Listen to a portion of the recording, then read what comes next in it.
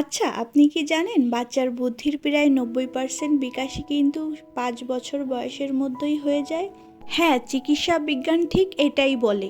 এই সময় আমরা বাচ্চাকে যা খাওয়াই সেটাই তার মস্তিষ্কের কোষ বা নিউরন গঠনে সরাসরি কাজ করে।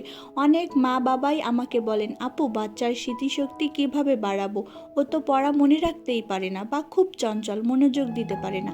আজ আমি আপনাদের সাথে গবেষণায় প্রমাণিত এমন 3টি জাদুকরী খাবারের কথা বলবো, যা নিয়মিত খাওয়ালে আপনার বাচ্চার বুদ্ধি ও স্মৃতিশক্তি অবিশ্বাস্যভাবে বৃদ্ধি পাবে। আর হ্যাঁ, 3 নম্বর খাবারটি কিন্তু আমাদের সবার ঘরেই থাকে, অথচ আমরা অনেকেই এর সঠিক ব্যবহার জানি না। আমাদের আজকের আলোচনার তালিকায় প্রথম খাবারটি হলো ডিম, বিশেষ করে ডিমের কুসুম। গবেষণায় দেখা গেছে ডিমের কুসুমে রয়েছে প্রচুর পরিমাণের কোলিন এবং ওমেগা 3 ফ্যাটি অ্যাসিড। এই কোলিন বাচ্চার মস্তিষ্কের সেই অংশে সচল রাখে যা স্মৃতিশক্তি ধরে রাখতে সাহায্য করে। যে বাচ্চারা প্রতিদিন অন্তত একটি ডিমের কুসুম খায় তাদের শেখার ক্ষমতা এবং মনোযোগ সাধারণ বাচ্চাদের চেয়ে অনেক বেশি হয়। তবে মনে রাখবেন, ডিম কিন্তু পুরোপুরি সেদ্ধ বা ভালো করে রান্না করে দিতে হবে। দ্বিতীয় খাবারটি হলো বাদাম, বিশেষ করে কাঠবাদাম এবং আখরোট। আপনারা খেয়াল করেছেন কিনা জানি না, আখরোটের গঠন কিন্তু দেখতে একদম মানুষের মস্তিষ্কের মতো, আর প্রকৃতি এভাবে জানান দেয়। বাদামে আছে ভিটামিন ই এবং হেলদি ফ্যাট, যা মস্তিষ্কের কার্যক্ষমতা ঝিমিয়ে পড়তে দেয় না।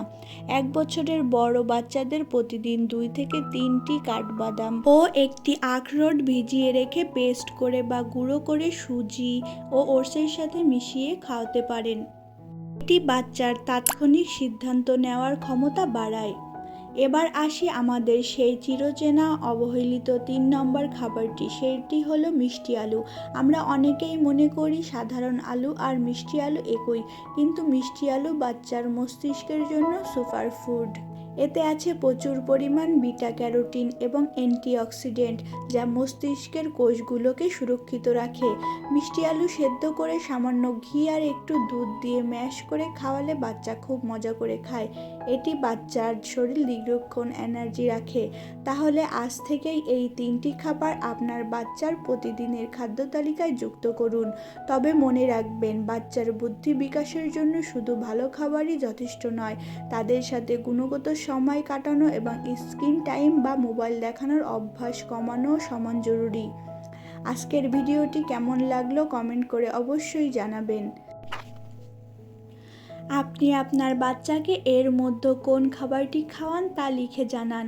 ভিডিওটি ভালো লাগলে লাইক দিন এবং অন্য মা বাবার সাথে শেয়ার করতে ভুলবেন না।